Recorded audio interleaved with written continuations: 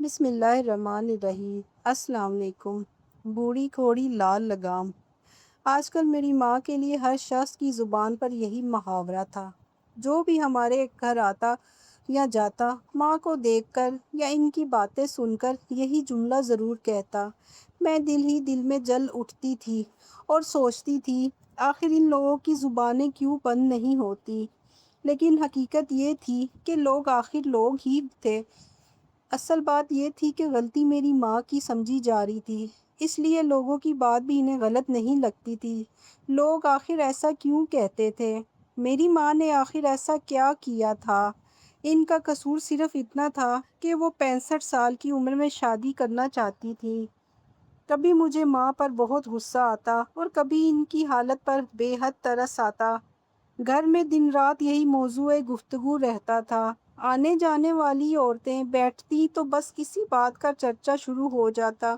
مجھے اچھی طرح معلوم تھا کہ یہ ساری باتیں میری مومانی نے پورے محلے میں پھیلائی تھیں۔ آخر عمر بھر کے بعد انہیں ایک ایسا موقع مل ہی گیا تھا جس میں وہ خوب مرچ مسالہ لگا کر اپنی باتیں لوگوں تک پہنچا سکتی تھیں، اور اب وہ یہی کر رہی تھی۔ اصل میں میری ماں کی زندگی کبھی سکون اور خوشحالی میں نہیں گزری تھی۔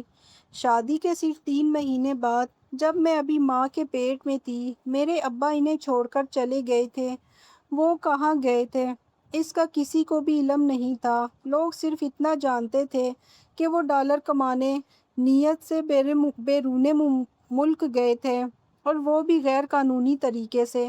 2 سال تک انہوں نے خود کوئی خبر بھیجی، نہ کسی دوسرے کے ذریعے ان کی کوئی اطلاع ملی۔ پھر لوگوں نے کہنا شروع کر دیا کہ شاید وہ غیر قانونی طریقے سے سرحد عبور کرتے ہوئے مارے گئے ہیں۔ آہستہ آہستہ یہی بات سچ مان لی گئی، اور اسی دن سے میں یتیم اور میری ماں بیوہ کہلانے لگی۔ شروع میں میرے چچا نے ہمیں سہارا دیا، لیکن شاید وہ بھی تھک گئے تھے۔ آخر وہ کب تک ایک یتیم بھتیجی اور بیوہ بھابھی کی ذمہ داری اٹھاتے، اور یہ ان کے لیے بہت بڑا بوجھ تھا۔ اسی لیے انہوں نے آہستہ آہستہ ہم سے نظریں چرانا شروع کر دیں۔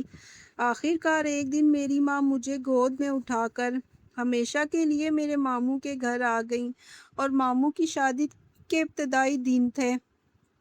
جب مومانی نے دیکھا کہ ایک بیوہ عورت اپنی چھوٹی سی بیٹی کے ساتھ مستقل ان کے گھر رہنے آ گئی ہے، تو شروع میں ان کا رویہ کسی حد تک مناسب رہا، لیکن پھر آہستہ آہستہ انہوں نے ماموں کو سمجھانا شروع کیا۔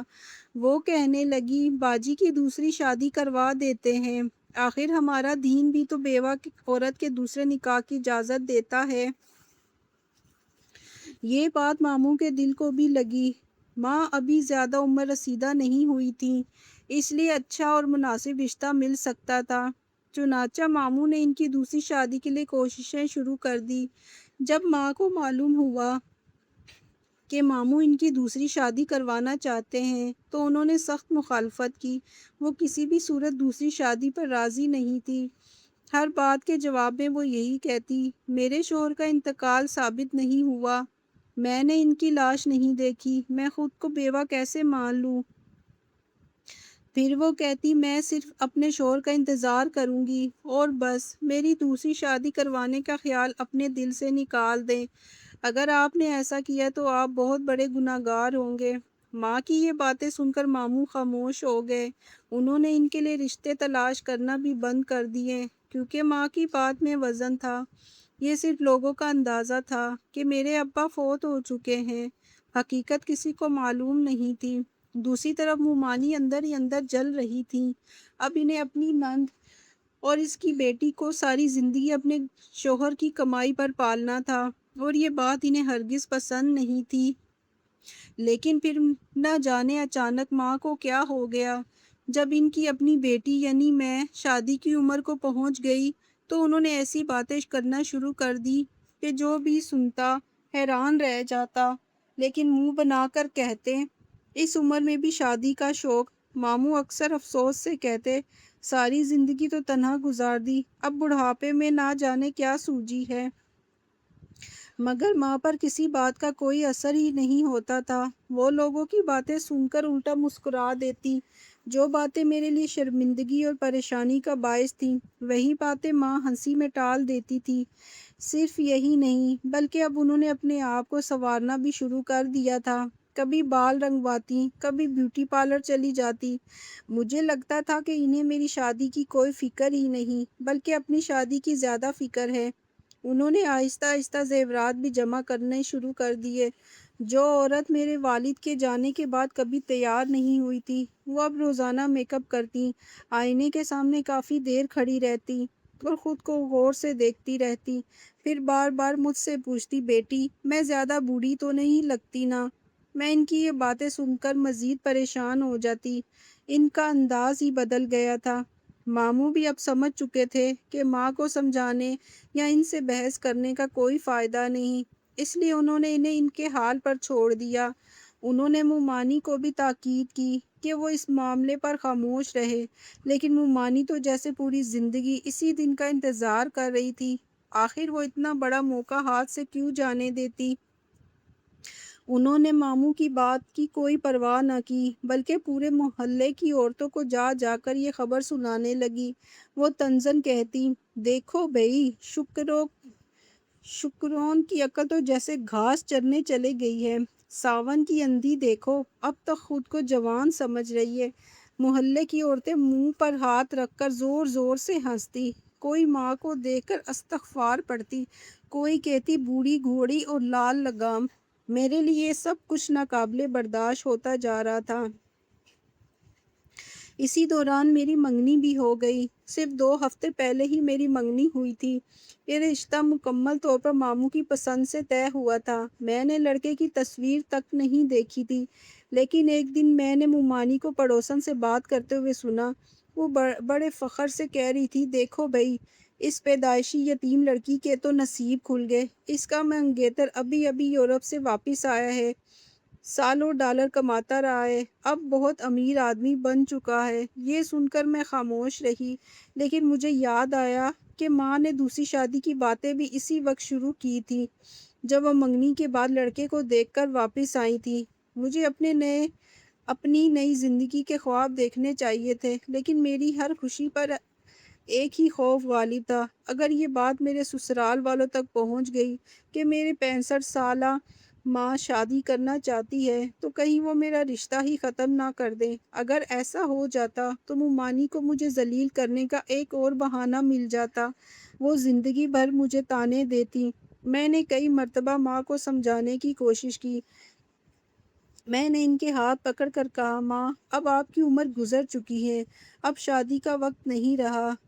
اللہ اللہ کریں، عبادت کریں اور میرے لیے دعا کریں کہ میری شادی خیریت سے ہو جائے اور میں خوش رہوں۔ میری بات سن کر ماں زور زور سے ہنسنے لگی۔ پھر انہوں نے ایک ایسی بات کہی جسے سن کر پہلے تو میں حیران رہ گئی اور پھر مجھے یقین ہو گیا کہ شاید واقعی میری ماں کی ذہنی حالت ٹھیک نہیں رہی۔ اس دن کے بعد میں صرف یہی دعا کرنے لگی، اللہ تعالیٰ میری ماں پر رحم فرما۔ میری ماں کی عمر اب 65 سال ہو چکی تھی۔ اس عمر میں پہنچ کر نہ جانے ان کے دل میں کیا خیال پیدا ہوا۔ وہ ہر وقت ایک ہی بات دہراتی رہتی، مجھے دوسری شادی کرنی ہے۔ جس شخص کے کانوں میں یہ بات پڑتی وہ پہلے خوب ہنستا، پھر مذاق اڑاتے ہوئے، بھلا یہ کوئی عمر ہے؟ اس عمر میں تو عورت کو اپنی بیٹی کی ڈولی رخصت کرنے کی فکر ہونی چاہیے، اور یہ خود اپنی شادی کے خواب دیکھ رہی ہے۔ مجھے سمجھ نہیں آتی تھی کہ ماں کے دل میں یہ خیال آخر کہاں سے تھا، لیکن ایک بات ضرور تھی کہ یہ سب میرے لیے انتہائی شرمندگی کا باعث بن چکا تھا۔ اوپر سے مومانی نے بھی اس بات کو پورے محلے میں اس طرح پھیلایا کہ ہر طرف اسی کا چرچا ہونے لگا۔ لوگ طرح طرح کی باتیں کرتے، کوئی مذاق اڑاتا، کوئی طعنے دیتا اور کوئی افسوس ظاہر کرتا۔ میں یہ سب کچھ دیکھ دیکھ کر اندر ہی اندر گھٹتی جا رہی تھی۔ ماموں بھی یہ سب دیکھ رہے تھے، وہ بھی بہت پریشان تھے۔ وہ سوچتے تھے آخر کیا کریں، ماں اب عمر رسیدہ تھی، انہیں ڈانٹ بھی نہیں سکتے تھے، زبردستی روک بھی نہیں سکتے تھے اور محلے والوں کی باتیں بھی بند نہیں کروا سکتے تھے۔ جب اپنی بیوی یعنی مومانی کو ہی خاموش نہیں کرا سکتے تھے تو دوسروں کو کیسے روکتے؟ حالات دن بہ دن خراب ہوتے جا رہے تھے۔ ماموں کو سب سے زیادہ فکر میرے رشتے کی تھی۔ انہیں ڈر تھا کہ اگر یہ بات میرے سسرال والوں تک پہنچ گئی تو کہیں میرے رشتہ نہ ٹوٹ جائے۔ اسی لیے انہوں نے ایک فیصلہ کیا۔ انہوں نے خاموشی سے میرے سسرال والوں کو پیغام بھیج دیا کہ نکاح اور شادی جلد کر دی جائے۔ انہوں نے 1 ہفتے کے بعد کی تاریخ طے کر دی۔ اتنی جلدی شادی کرنا ماموں کے لیے آسان نہیں تھا، اخراجات کا بھی مسئلہ تھا، لیکن ان کا خیال تھا کہ سادگی سے نکاح ہو جائے تو یہی کافی ہے۔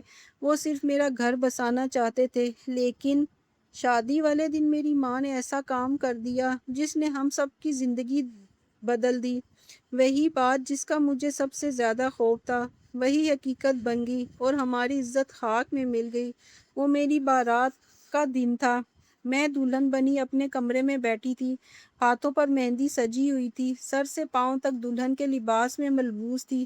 ہر لڑکی کی طرح میں بھی چاہتی تھی کہ آج کے دن سب سے خوبصورت لگوں، اسی لیے بڑے شوق سے تیار ہو رہی تھی۔ اچانک باہر شور سنائی دیا، بارات آ چکی تھی۔ میرے چہرے پر خوشی کی ایک معصوم مسکراہٹ پھیل گئی۔ میں آئینے کے سامنے کھڑی اپنے بالوں میں گجرا لگا رہی تھی۔ مجھے ذرا بھی اندازہ نہیں تھا کہ دوسری طرف میری ماں کیا کرنے جا رہی ہے۔ انہوں نے خاموشی سے اس کمرے کا دروازہ باہر سے بند کر دیا جس میں تیار ہو رہی تھی۔ وہ خود میرا عروسی جوڑا پہن کر، سر پر گھونگھٹ اوڑھ کر دلہن بن کر بیٹھ گئیں۔ کچھ ہی دیر بعد ماموں، مولوی صاحب اور گواہ نکاح پڑھوانے کے لیے آئے۔ چونکہ دلہن نے گھونگھٹ نکالا ہوا تھا، اس لیے کسی نے بھی اس کا چہرہ نہیں دیکھا۔ کسی کو یہ معلوم ہی نہ ہو سکا کہ گھونگھٹ کے پیچھے میں نہیں بلکہ میری امی بیٹھی ہے، اور یوں میری ماں نے میری جگہ نکاح کر لیا۔ وہ میرے دولہے کی دلہن بن گئی اور رخصت ہو کر اس کے ساتھ چلی گئی۔ ادھر میں کمرے میں بند بیٹھی رہی۔ میں حیران تھی کہ ابھی تک کوئی مجھے لینے کیوں نہیں آیا۔ کافی دیر انتظار کرنے کے بعد میں نے خود دروازہ کھولنے کی کوشش کی، لیکن دروازہ باہر سے بند تھا۔ میرے جسم میں سنسنی دوڑ گئی، میری پوری طاقت سے دروازہ پیٹنے لگی۔ یہ وہی لمحہ تھا جب بارات دلہن کو لے کر ماموں کے گھر سے واپس جا رہی تھی۔ ماموں نے جیسے ہی دیکھا کہ بند کمرے کے اندر سے کوئی زور زور سے دروازہ پیٹ رہا ہے تو وہ گھبرا گئے۔ انہوں نے فوراً چابی ڈھونڈی، تالا کھولا اور جیسے ہی دروازہ کھولا وہ مجھے دلہن کے لباس میں سامنے کھڑا دیکھ کر سکتے میں آ گئے۔ ان کے قدموں تلے سے زمین نکل گئی۔ میں بھی حیران و پریشان تھی۔ دروازہ کھلتے ہی میری نظر باہر گئی، جہاں میں نے اپنی بارات کو واپس جاتے ہوئے دیکھ لیا۔ یہ منظر میرے لیے ناقابل برداشت تھا۔ مجھ پر ایسا شدید صدمہ گزرا کہ میں وہیں دروازے کی چوکھٹ پر بے ہوش ہو کر گر پڑی۔ دوسری طرف ماموں ابھی تک یہی سمجھنے کی کوشش کر رہے تھے کہ آخر ہوا کیا ہے۔ اگر اصل دلہن یہاں موجود ہے تو وہ کون تھی جس کا نکاح دولہے کے ساتھ پڑھایا گیا، اور وہ کون تھی جسے سب لوگ رخصت کروا کر لے گئے؟ چند ہی لمحوں میں حقیقت سامنے آ گئی۔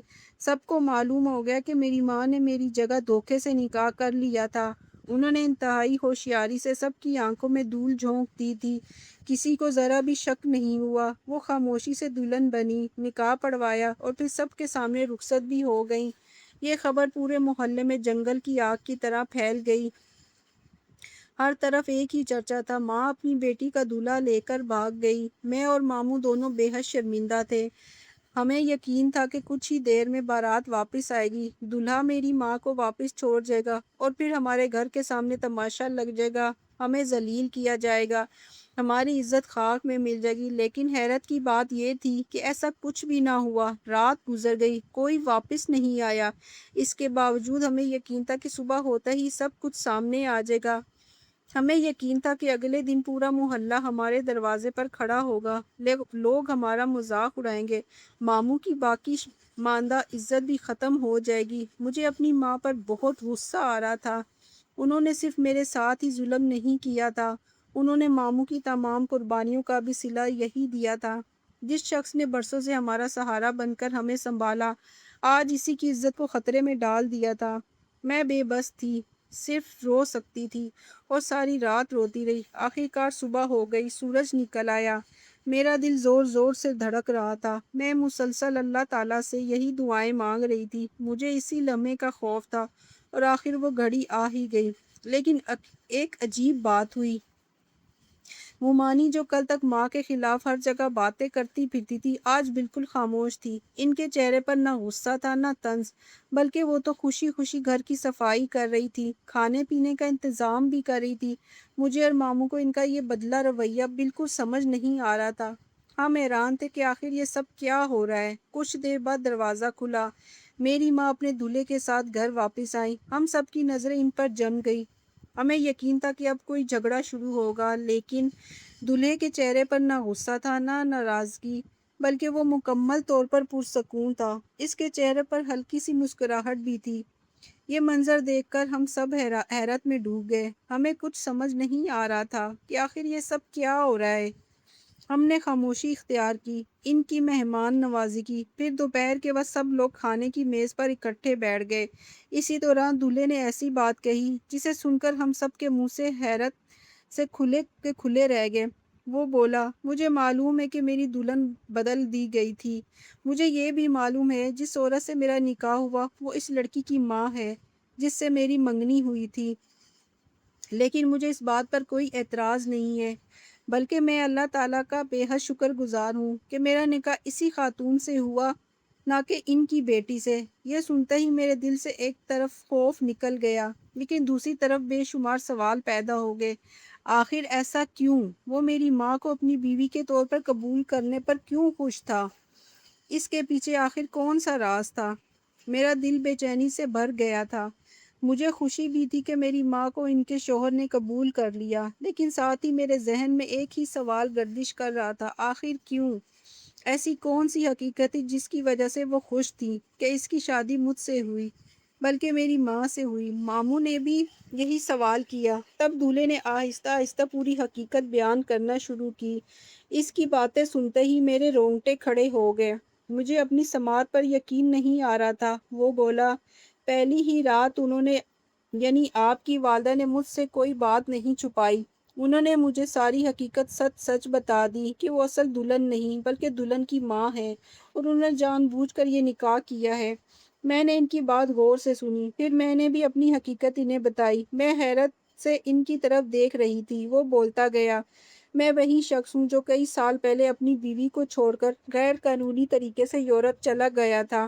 میں ہی اس خاتون کا شوہر تھا۔ یہ الفاظ سنتے ہی میرے جسم میں سنسنی دوڑ گئی۔ میری آنکھوں سے بے اختیار آنسو بہنے لگے۔ کیا یہ ممکن تھا؟ کیا واقعی یہ میرے اپنے والد تھے؟